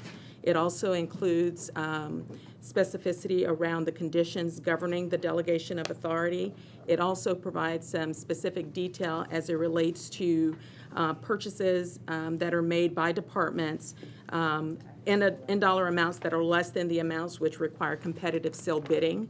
I think that as a matter of practice, departments have been engaging in, under the delegation of the purchasing agent, specific purchasing at the amounts that are specified, that as to not requiring competitive solicitation, but that was not spelled out in the regs. It is now spelled out in the regs that that delegation is allowable. It also provides some consideration for the modification to the procurement code to increase the limits under which departments may make purchases that don't require competitive bidding.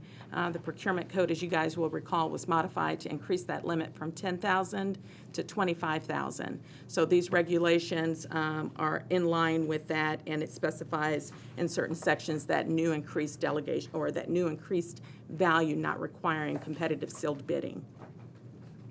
Okay. Section 060026. Is that as it is today? Yes. Okay. That language, again, is included in what is defined as a format in the existing regulations, but that is specific to current practice as well. Okay. I was just looking at the Division of Accounts certifying funding availability. That is unusual. That's good. So should they read the Office of Management and Budget? I don't think it should be the Division of Accounts. I mean, I don't, just leave it. Just Okay. leave it. It's, because I understand how that happens in a practical way. Okay. Comments? No? Good explanation. Okay. I do have a question. Okay. You never First of know. all, a million thanks for the 25,000. Under R4.08.060.02.5, no procurements may be split in order to keep their value under 25,000, and we're clear on that. Yeah, What- that's in the existing. Yeah. Right. The It amount's reads just 10. different. Yeah, yeah. Well, we can have a discussion about that offline. Because what comes to my mind is when you do this process, and when you started this process, this is exactly where you thought you'd be. But something happened in the course of the year that now, and I can be very specific, and where this has come up, at least with us, is when it came to working with children with behavioral concerns. We brought somebody in. At that time, again, we were at the $10,000. This is where we thought we'd be. But then because of increased behavioral concerns in the classroom, the question came up about the ability to continue to use that person because it wasn't a situation where you could wait for the entire purchasing process, 3 months bid process. That's all I'm saying. So I guess when you look at that, that would be a conversation that we would need to have, I think, probably offline in terms of how you would want an entity to respond in the event that they ended up in that type of situation for this type of thing. At 25,000 is very different from 10. Well, I think So the- you're likely not to see it, but that would be the only question I'd have. Not saying don't put it in there, just saying that would be something that would require some discussion as you go further. I think the regulation implies some level of intent to Exactly. Right. bypass the process. So if circumstances change months later and you realize, you've got to do something else and it happens to be with that same vendor, I mean, that would be another discussion, but it's not like you're at the same time doing 3 invoices of $24,000. 10 minutes apart. Right. Yeah. That's helpful. Okay, if I can get a motion to, on this item. Move approval. Okay, Second. okay, I have a motion and a second. All in favor? Aye. Aye. Motion passes unanimously. Okay, now we are going to move back to the other item. Find my, get me back to the thing, okay.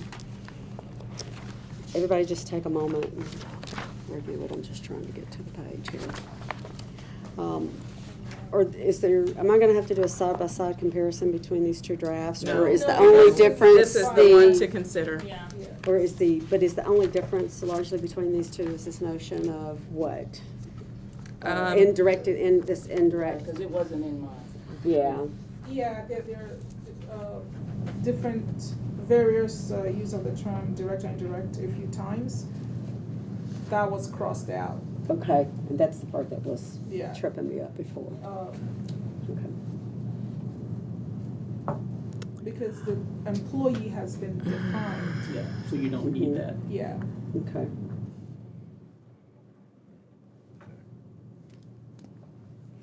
Okay. If, So someone- move. So move on that Second? update. Second.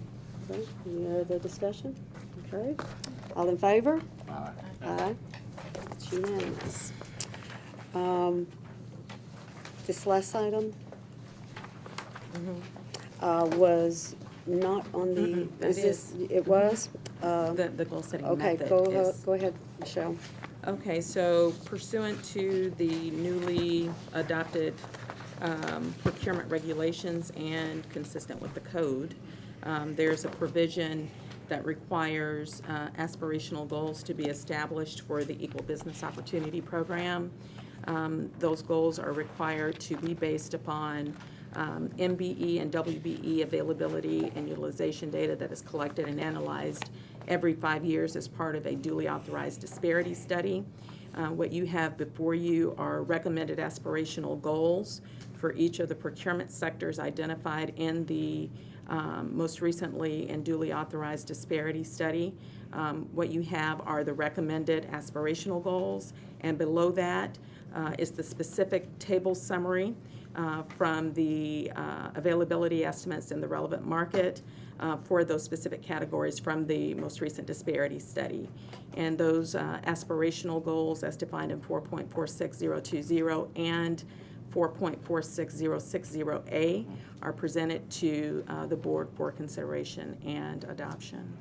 Okay, just, can you just point us to this table to make sure we're following it correctly? If you were to Michelle? look, okay, if you were to look at the column for ethnicity and go down to the bolded print of total minority, and then look under construction, you'll see that the estimate that is provided there is 13.38. And so the MBE construction estimate is presented to you as 13%. Okay, so this is saying that the availability is 13.38%, and we would set our goal at 13, Yes, is your recommendation. I just want to make sure everyone is following. in consultation with our disparity study consultants, yes. Okay, And then you see the same for WBE, which is specified as Caucasian women. okay. Question, Michelle. Okay. In general, we'd use this in general, but when the goal setting departmentally, how would that differ from this? The goal setting would be based upon the actual project and the individual items of work that constitute that project. So you may have a construction project. We know that of that project, you're going to have roofing, you're going to have concrete, you're going to have painting, but you may also have landscaping. And the availability of firms for landscaping may vary significantly from the availability of firms who do roofing. So when you set a goal set, or when you do the goal setting for the project goals, you're going to be looking at each one of those lines, the available funding, and then you'd be engaging in a mathematical process to determine the percentage of the project based on the work items that would be allocated for MBE and WBE participation. And then you sum it, basically, and get the total. And then the percent that total represents of the entire project. So it's more granular, it's more detailed, and it's more specific to the project and the availability at that time, whereas your aspirational goal is established on a 5-year basis. Thank you. Questions? John? No. Yeah, the professional services side is getting me, but we can figure that out. Because most of what we look at is professional services. And I would say that professional services ends up being inclusive of a large number. category. That's right, of a number of different services. So that's why you see the number looking as it does. But for the project by project goals, we would be looking at the specific items that are included in your overall project. And then we'd be looking at the availability based upon commercially useful functions for those specific items. So if on that specific project, the market shows us that there is no availability, then the goal would be specific to that, what the market yields. That's why this goal-setting process is great, because it's based upon what's actually available in the marketplace. Okay, So we need to kind of ratify this? Is yes. that- According to the code and the regs, you all have to adopt this I would aspirational move approval goals. that we adopt the aspirational goal. I'll second. Okay, a motion and a second. Any more discussion? All in favor? Aye. Okay, motion passes. Okay. There is one more order of business, I think, that has to be taken care of before June 5th, July 5th. July 5th. And that has to do with the approval of the methodology. For project by For project goal project setting. project goals, and that did not get on today's agenda, so we will be probably convening another special called meeting in the next week. I think she is passing me some dates here, and I don't know if these dates will work for anyone, but I do think that you wanted to leave us with some information just in terms of your recommendations. We won't have any discussion about that or anything, but just to go ahead and It's to included. brief you on that. And I will not be here the 1st and 2nd. Okay. So the only date that you've put in here that's available on my calendar might be the 25th in the afternoon. If I can get how many people do I need to call a meeting? How many of you? June 25th. You need a book. Yeah, that's what I'm saying. Well, I don't have yeah, that's really bad. That is really bad. How much time are you gonna need? 10 minutes. If she presents that information Could today? it be like early, could it be like at 1, or does it need to be afternoon? June 25th, Yeah. I can make myself flexible personally. Can everybody, if we Because I come think out we of here and have try to the come same together meetings that at, afternoon. yeah, can we do it at 1 o'clock? That We'll works for me. shoot a So meeting. on the 25th? Yeah, Mhm. okay, we'll send out a meeting invite on that, but, Michelle, okay, that's okay. But Michelle, if you will just go ahead and share the information with the board members, and we won't have any discussion on it today, but just so that you have the benefit of, Be out of town. you're out of town? Oh, 3 of us? Is that enough for quorum, because we're 5, yeah. Okay, You got enough? okay, All right. okay. So the goal-setting methodology that is proposed is included in the packet that you have. Based on a question that was just asked actually by Mr. Harden, you have some detail regarding that goal-setting method. It is a mathematical formula. I would say that it is the process that has been engaged by Metro for the last several years related to goal setting on federally funded DBE projects. And has been reviewed by our disparity study consultants and co-authors with the law department of our EBO ordinance, and approved by them as being consistent with industry practice and will meet the goals of, no pun intended, of the EBO program ordinance. Okay. Would it be appropriate for, this is for you, Nikki, I suppose, for everyone to take this with them, and if they have, for those who won't be here, if they have specific comments, to email those to Ms. Lane, so we'll have the benefit of those comments in our next meeting? I Yes, don't- for information purposes. Information if they want only, to. yeah. This is what we'll be voting on. Well, yeah. That's what's presented to the That- board. Yeah. I just need to know if we can take feedback that way. I don't know. No? There, Just say no. Or could they share it with the board chair? Just say We'll no. vote by Yeah. proxy. Is there No, you a- can't vote by proxy. yeah. Is there a Way. reason why we cannot have this considered as a late item? That's what I was Today? asking. I mean, we're already talking about goals It wasn't, setting. it wasn't, and there's a separate line I item, think she what, said, on the agenda. There are 2 types of goals, and this is the project by project goal. What was on the agenda was aspirational goals, but And he's asking if it can be added as a Can we late mod- item. Can we modify the agenda to add it at this point? Will we My lawyer be told me being I couldn't do accused that. of not being, Properly noticed. yes, and transparent, given especially what this is? True Okay, that. well, we will come back next week and fix Okay. that. And, those of us who are making the quorum will consider it and make a decision. Okay. If you change the day, I'll Okay. have those meetings Monday and Tuesday. You got enough. Yeah, we're I mean, good. is it conceivable to reconvene tomorrow if it really is for a 30-minute No, we need to meeting? give No? adequate Notice notice for the and, meeting, so. okay, yeah. okay, that's true. Yeah, you like to get it done like me. Yeah, yeah, we've got to, Gotta wait. we've got to post it, yeah. Gotta wait. Yeah, we gotta wait. Okay, okay, with that, if there is no other business, can I get a motion to adjourn? So moved. Oh, I'm sorry, we're not adjourned. Is there something here? Oh, okay. No. Okay. Is there something, Nothing. can we, maybe we adjourn, I have a motion to adjourn. Okay, we are adjourned. We just want to.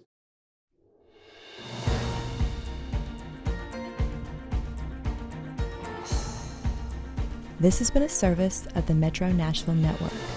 If you would like to see this presentation again, or for more information about this and other programs, visit nashville.gov.